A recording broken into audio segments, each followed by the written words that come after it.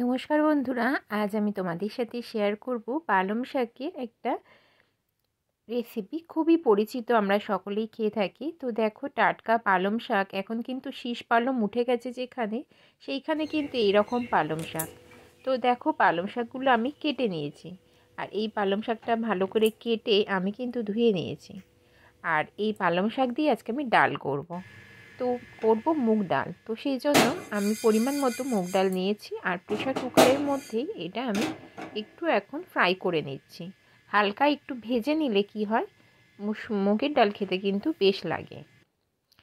আর ডালটা খুব একটা লাল লাল করে ভাজবো না, হালকাই একটু ভেজে নিয়েছি। আর তারপরে একটু জল দিয়ে নিলাম। এই জলটা আমি একটু ফুটিয়ে নেব। আর ডালের মধ্যে যে নোংরাটা থাকবে, সেই সাদা অংশটা কিন্তু আমি ফেলে দেব। অনেকে আছো যে হাতা দিয়ে সাদা সাদা অংশগুলো ফেলে দাও, কিন্তু আমি কি করি, আমি এই পুরো আস্তরণ সমেত পুরো যে জলটা আছে আমি পুরোটাই ফেলে দিই। পরের যে জলটা দিই সেটা দিয়ে আমি কিন্তু প্রেশার কুকারটা বন্ধ করি। এইভাবেই আমি ডাল করি, যে কোনো ডাল, মুগ ডাল, মসুর ডাল, ছোলার ডাল, যে কোনো ডাল আমি এইভাবেই করি। এই সাদা অংশটা কিন্তু একেবারেই শরীরের জন্য উপকার নয়, এটা বরং ক্ষতিকর। তো দেখো, এখন আমি নতুন আবার একটু জল দিয়ে নিলাম, দিয়ে প্রেশার কুকারটা বন্ধ করে দিলাম। আমি 2টো সিটি দিয়ে নেব।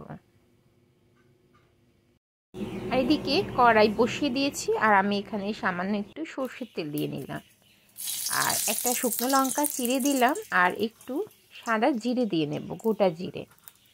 খুব কম তেলেই আমি রান্নাটা তোমাদের সাথে শেয়ার করছি। আর তোমরা তো সকলেই জানো, শরীরের পক্ষে কিন্তু বেশি তেল, ঝাল, মশলা কিন্তু খুবই ক্ষতিকারক।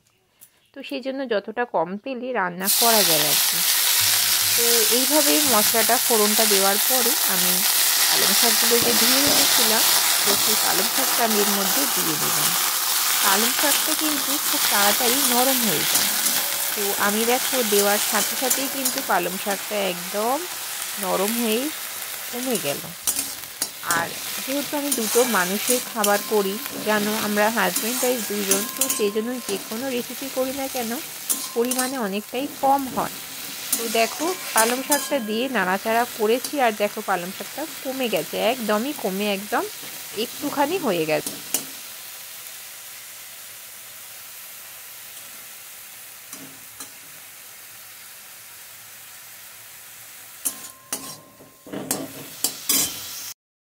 আর এদিকে দেখো, আমার 2টো আমি সিটি দিয়ে নিয়েছিলাম, ডালটা খুব ভালোভাবে সেদ্ধ হয়ে গেছে। আর ডালের মধ্যেই এখন আমি পরিমাণ মতো হলুদ দিয়ে নিলাম। হলুদটা দিয়ে আমি একটু হাতা দিয়ে নাড়াচাড়া করে নিচ্ছি, মানে একটু ঘেটে নিচ্ছি।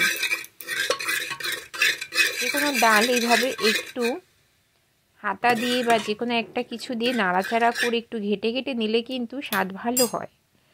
তো আর এদিকে এই যে পালং শাক দিয়ে নাড়াচাড়া করছিলাম, এর মধ্যেই এখন আমি যে ডালটা সেদ্ধ করে নিয়েছি সেটাই আমি এর মধ্যে ঢেলে দেব।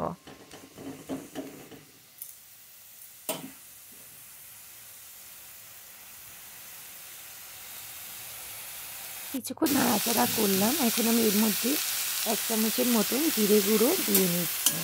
হলুদটা আমি ডাইরেক্ট ডালেই দিয়েছি।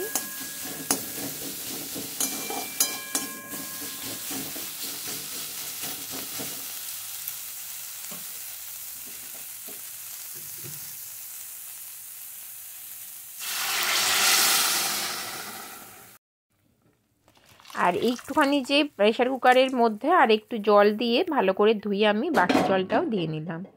এবার এটা আমি একটু ফুটিয়ে নেব।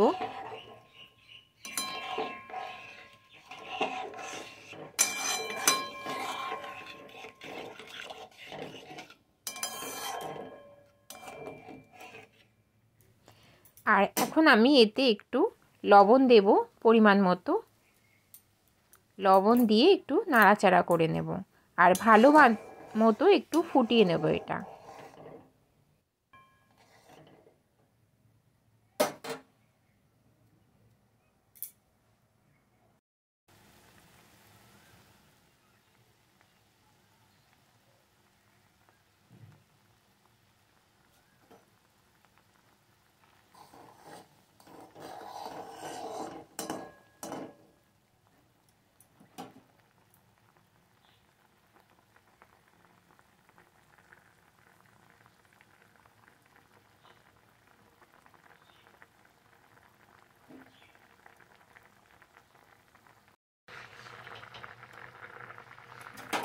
2 থেকে 3 মিনিটের মতো আমি ভালো করে ফুটিয়ে নিয়েছি।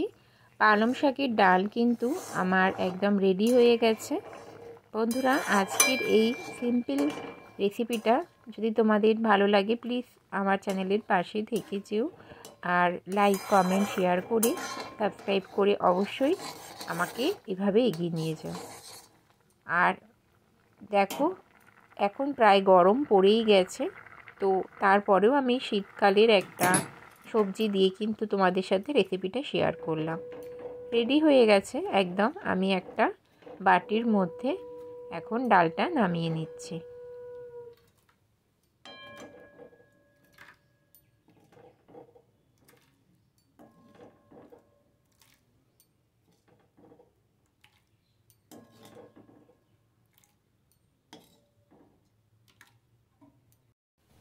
তো দেখতেই পাচ্ছ বন্ধুরা, আমার পালং শাকের ডাল কিন্তু একদম রেডি হয়ে গেছে।